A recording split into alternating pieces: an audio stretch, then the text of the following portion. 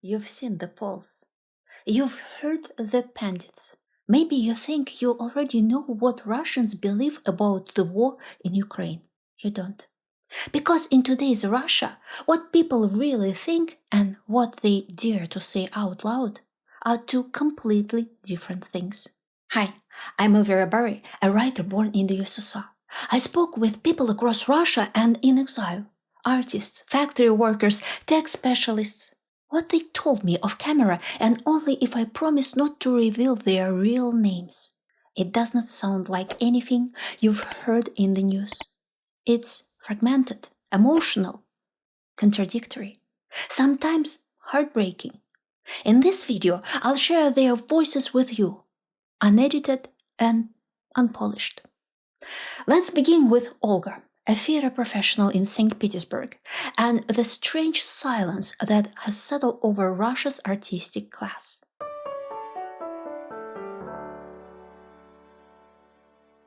In our theater circle, we try not to talk about the war, but I have a pretty good sense that no one supports it. It feels like we are back in the Soviet era. Open protest is pointless, so the most we can do is with subtle messages into our art. If someone picks up on them, great. Among the people I know who oppose the war, there are two camps. The first, complete panic. It's only get worse, we are all going to die. But that group is small. Most people are more pragmatic. Yes, it's get worse, but we have to figure out how to protect ourselves and our families. Everyone is focused on minimizing harm. One of the actresses in our troupe brought her parents to St. Petersburg from Belgorod, a region right on the border that's constantly being shelled. My own parents live in Saratov, on the Volga. Drones are a regular occurrence there now. No one even reacts emotionally anymore, just black humor. Another actress's son was mobilized in 2022 and died in 2023. Friends went to the funeral. It was awful. A 6-foot-tall young man buried in a child-sized coffin. His mother lost her grip a bit. At first, she was against the war. Now she says he died for a reason, that it was the right thing, that Ukraine must be crushed. She also believes the body in the coffin was not his. She's convinced he'll come back one day. Some of my friends have left Russia, but life abroad has its own complications. One person can't get their long-term residency renewed in the Czech Republic. Another had a great career in Moscow, but now has to rely on her husband financially. A few people fled in a panic at the start of the war, could not find work, and ended up moving back. Now they are broke. Even those who successfully relocated, especially the ones who moved abroad with their companies, aren't necessarily happier. I have a friend living in Dubai, and he's miserable because there's no pork, no alcohol, man, as he puts it. Moscow was better. Most people are just trying to keep going. Kids, mortgages, inflation, outrageous interest rates. Right now, bank loans in Russia come with interest rates between 26 and 39%. Everyone feels like the pandemic never really ended. It's been 5 years, but it feels like one long, blurry, exhausting year. Personally, I've been on antidepressants and doing meditation for 3 years now. It sort of helps. Foreign social media and many websites are blocked here, but I still listen to music on Spotify and download movies from pirate sites to watch in the original language. That's the one upside of learning foreign languages. But honestly, it's time to give up on making a living through creativity. You just can't survive on it anymore. So I've decided to pivot and start training in IT. This is what quiet position looks like in Russia. No marches. No speeches. Just exhausted people trying to stay afloat, grieving, pivoting, surviving.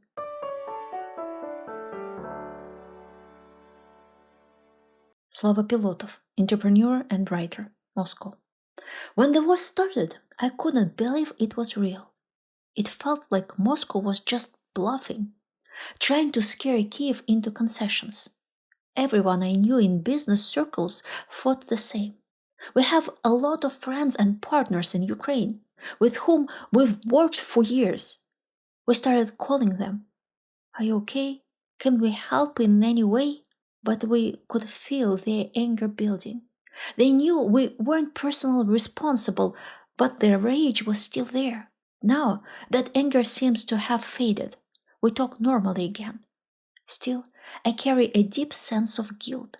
Like I personally did something wrong. Didn't stand up, didn't march on the Kremlin. But honestly, what could I have done? Be more active. I know people, governors, deputy ministers, but what power do they really have? What I see now is people in business adapting. Many sold their companies on paper to trusted managers and moved abroad. Others made a fortune after foreign competitors pulled out of the Russian market. Sanctions evasion has become a goldmine. And I've seen people make lots of money from it with zero moral discomfort. You can be against the war and still help dodge sanctions and profit. I expected Russia to hit an economic crisis quickly, but the government just drowned discontented money. Putin could not buy Ukrainians, but he managed to buy Russians. People's planning horizon has collapsed. We used to think in 3 to 5 year strategies. Now it's day by day. Sanctions shift constantly. This one today, another one tomorrow, may be lifted next week. You make decisions based on the now. I cope by writing novels about the war. I know they'll never be published in Russia, but I feel compelled to talk about what no one else is saying. Slava Pilotoff writes powerful, honest, and deeply masculine fiction. You can find the link to his short novel, The Russian Gladiator, below this video. Slava doesn't raise his voice, he does not march, but every word he writes is resistance.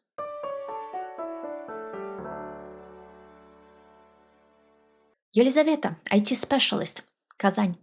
My friends and I have been involved in street activism for years. We used to attend protests and pickets, but that's way too dangerous now. Still, we gather in small groups to write letters to political prisoners and, when possible, raise money for their legal defense or medical needs. Trusted Telegram channels help spread the word about who needs what. Most of my activist circle is in their 40s and 50s. But recently, I went to an unofficial lecture where the speaker openly criticized the government and the audience was all young people. Still, most young folks avoid the war topic altogether. They are scared it'll ruin their future. Their strategy is simple. Get a tech degree, learn English, and immigrate. Speaking out means risking prison, not London or New York. For those who oppose the war, the best-case scenario is that Putin dies and is replaced by a younger technocrat who softens the regime. That's the most optimistic outcome anyone can realistically imagine. The worst-case scenario is a military coup or civil war. The army is well-armed and well-funded now, so we can't rule it out. Our political apathy comes from fear. I'd rather not to think about it. I won't vote, it changes nothing. The war doesn't concern me. Inflation is being offset by wage increases, so a lot of people feel things are fine. In fact, many see the war as a ticket to a better future, especially employees of military factories, where salaries have jumped significantly. Then there are the widows of soldiers who received large payouts. Real estate agents say this group makes up a sizable portion of their current clients. In my social circle, people say that life has actually improved. If you earned around $1,000 a month, you can live very well in Kazan. Prices here are low. A meal at a nice mid-range restaurant costs about $12. A fancier place with white tablecloths, around $30. And the food is excellent. Truthfully, most people don't want to fight. And even if you are drafted, there are ways to avoid it. And many do. One of my friends received a summons. When military officers came knocking, he simply didn't open the door. And they gave up. It's also common for business owners or managers to intervene and help protect their employees from being drafted. Everything here runs on connections. If you know the right person, you can shield your own and send someone else instead. Even die-hard Putin supporters don't want to fight. One of my friends is totally pro-war, but when he got a draft notice in 2022, he immediately got a job at a defense plant and secured an exemption. The country feels deeply divided. On some trains with built-in TVs, conductors turn off the news broadcasts just to avoid fights among passengers.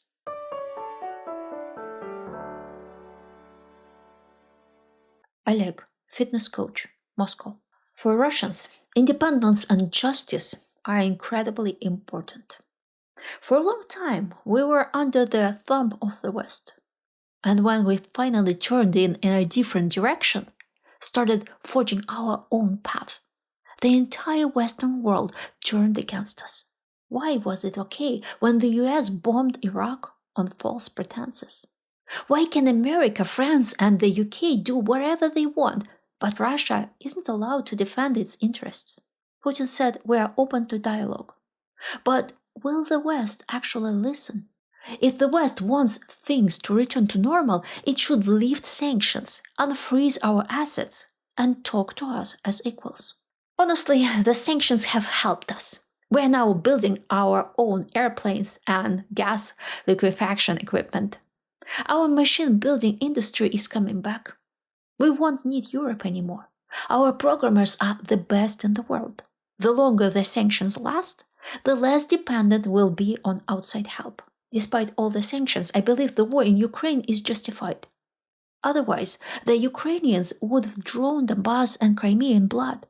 I'm glad so many volunteers are going to the front. It means there's no need for mass mobilization.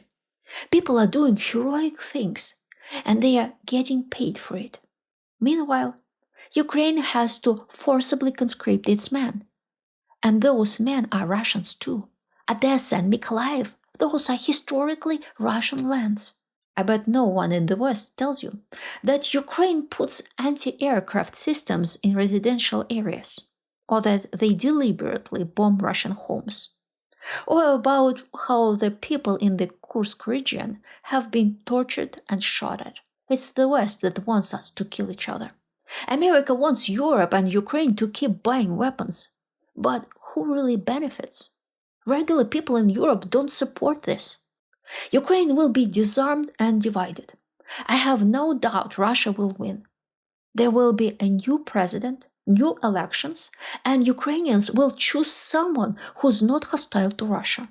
Where do I get my information? From school? The Soviet school system was excellent. Europe's problem started when people there forgot their history. In Germany, they barely covered World War II. Same in France. And that's the result. Also, I read the Russian Defense Ministry's Telegram channel and other truth tellers, like Solovyov. He's a real patriot, even if he's Jewish.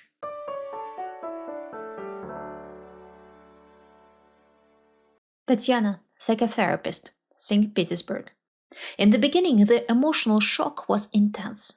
People didn't know how to react. First, there was the disbelief. Is the 21st century and we are invading a neighbor? Then came the second blow.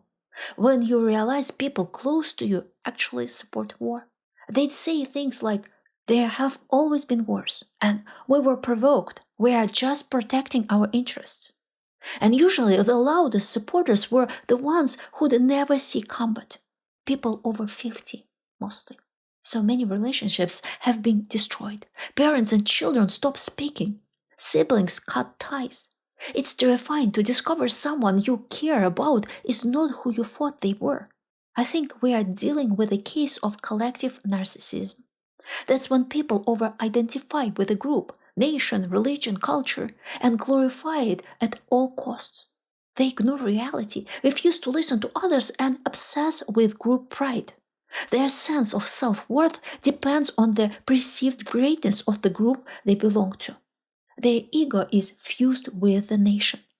How do you treat something like that? Therapists often say, don't treat without a request. And maybe 15 to 18% of the population is even open to that. The rest are fine as they are, and view those of us asking questions as liberal scum. Another pattern I see is displaced aggression. I'm so sick of this war. I can't stand any of them anymore. Why can't Zelensky just give up on NATO? There's this false moral equivalence, blaming both the aggressor and the victim, because people are simply tired and overwhelmed. Those who oppose the war have to do a tremendous amount of internal work just to protect their own moral compass. It's exhausting to stay sane in this environment. Sometimes it feels like everyone's adapted.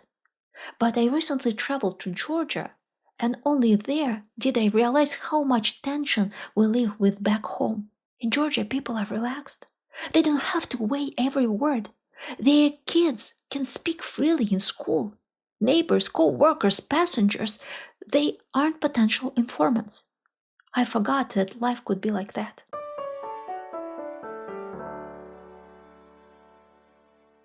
Sergey, TV producer, Simferopol, Crimea.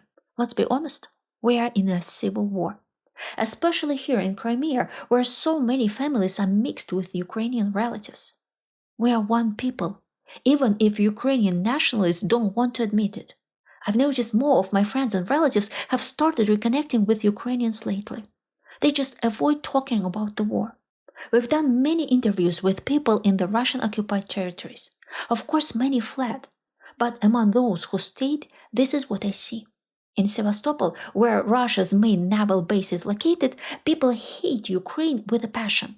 In Crimea overall, people simply consider themselves Russian and don't understand why that should be controversial. But I also know many who feel deeply disillusioned with Russia. They expected one thing and got something very different. Especially small business owners who lost everything when Muscovites came in and bought up the market. Crimea is a resort region. Most locals used to judge life in Russia by tourists and TV. They had no idea what daily life was like in places like Irkutsk or Vologda. Now they're facing cognitive dissonance on a massive scale. Donbass feels betrayed by Ukraine, but they've also suffered horribly from both Ukrainian and Russian forces. In Zaporozhye and Kherson regions, people just want to survive. Most of them don't care who's in charge, as long as they are safe and stable. I've heard stories of soldiers sharing their rations with elderly civilians. Ukrainian soldiers did it in Kursk region. Russian soldiers did it in Mariupol. There is still humanity under all this horror. It's like a flower pushing through a slab of concrete. I believe Russia had all the tools to make Ukraine an ally, like Austria is to Germany. But we blew it. We thought we could bribe everyone, pay off some, intimidate others, negotiate the rest. But things don't go as planned. We are all struggling now, Russians, Ukrainians, Soviets. But we are resilient people. We take on impossible emotional burdens and somehow survive them with our minds and our hearts.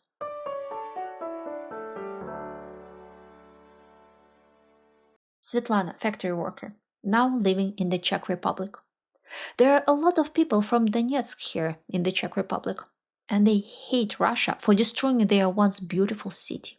My sister in Zaporozhye had a full-blown breakdown when her student's body was pulled from the rubble, piece by piece, after a missile hit an apartment building on Soborny Avenue. And the worst part? The post about it on social media got tons of likes. Likes for someone's death. I thank God every day that my children didn't have to see or hear that. Some of my relatives live in villages now under Russian occupation. They've begged not to be liberated because they are terrified the fighting will wipe them off the map. They live in tiny homes with a few animals. It's all they have. They don't care who's in charge. They are just grateful to be alive. I know people who paid $20,000 to be smuggled out under fire. You see, some people turned it into a business. I worked with a woman from Donbass whose husband was hanged by Russian soldiers because he refused to join the army. Here in the Czech Republic, I talk to those who managed to escape. Many don't want to talk at all. They've been through something unimaginable. Some have lost everything: home, past, identity. Strangely, some still hold on to hope for reunification of brotherly nations, though they disapprove of the methods. Others, Russians, speak with bitter clarity. They call Russia a fascist state, condemn the annexation of Crimea, and regret not resisting Putin back in the 2010s. One young woman I met admires Ukraine's resilience. For her, Ukrainians have become a symbol of freedom. She is from Moscow, and she is learning Ukrainian now. One man I know lost his brother in the war. He searched morgues for weeks trying to find his brother's body and discovered just how broken the Russian army is. Unless you are licking the boots of your commander, you are sent on suicide missions. Officers handpick who gets to die. The corruption is staggering. Families receive the wrong remains. He now despises all the Patriots, says they are mentally unwell.